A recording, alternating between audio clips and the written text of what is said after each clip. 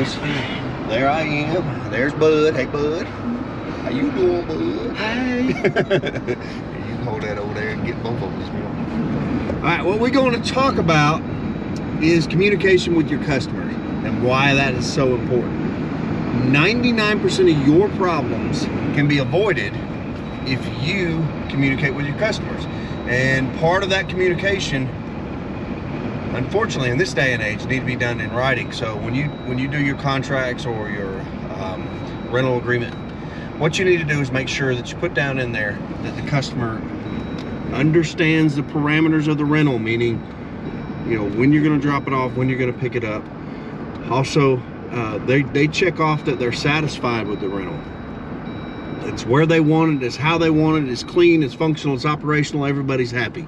Also, if you're doing any kind of, I suggest that you take pictures of the setup, also just for your records, and also if there's any kind of situation where there's a chargeback or anything like that, you could send that to the bank and show them that you did the rental. Here's a picture of their house and the unit in front of their house.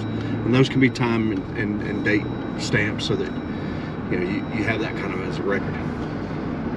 Again, this isn't because you distrust anyone or anything like that. It's literally just so that you avoid miscommunication and misunderstandings with the customers, so that they understand everything that's done. And if they question anything, you have that ability to go back and say, look, we discussed this, you initialed it on the contract or the rental agreement, and you made sure that, you know, that they're on board and they understand.